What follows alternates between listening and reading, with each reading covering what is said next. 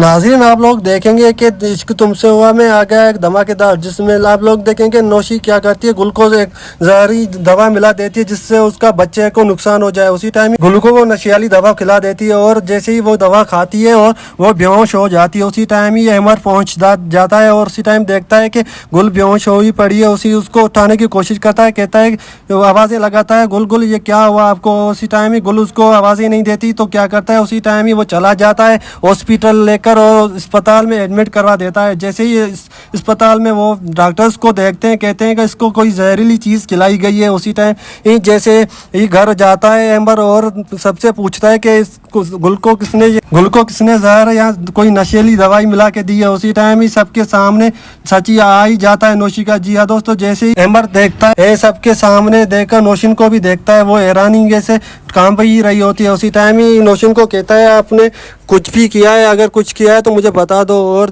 जैसे ही वो जैसे वैसे झूठ बोलकर उसको हटा देती है और वो एम्बर चला जाता है हॉस्पिटल डॉक्टरों से पूछता है कि गुल को कुछ होगा तो नहीं। उसी टाइम में डॉक्टर्स कहते हैं कि इसको 2 दिन की ट्रीटमेंट होगी और ये इंशाल्लाह ठीक हो जाएगी। उसी टाइम ये एम्बर मेडिसिन देकर डॉक्टर को वापस घर आ जाता है और नौशिन को जो सजा देता है, नौशिन को बालों से पकड़कर कहता है कि आपने क्या मिला के दिया था। उसी टाइम ही वो अपना सच सामने ले आई आती है और उसको कहती है, मैंने चिपकली मिला के दी थी। उसी टाइम ही जैसे ही ये सारा सच एम्बर की अम्मी के सामने आ जाता है नौशिन का, तो उसी टाइम ही एम्बर की अम्मी उसको 2 थप्पड़ मार देती है, कहती है कि इतनी घटिया औरत मैंने कभी देखी नहीं, आपने इतनी घटिया हरकत की है। उसी टाइम उसको घर से ही निकाल देते हैं। जी हाँ दोस्तों, जैसे ही ये एम्बर को पता चलता है वो उसको 2 थप्पड़ मार के उसको घर से ही निकाल देता है। नौशिन उसको पैर पकड़ती है, कहती है, मुझसे एक बड़ी गलती होगी, मुझे माफ़ कर दो। एम्बर कहता है, इस गलती की मैं आपको माफ़ी कभी नहीं दूंगा क्योंकि गुल के पेट में बच्चा मेरा है। जी हाँ दोस्तों, क्या गुल और आगे क्या होगा कमेंट सेक्शन में ज़रूर बताइएगा।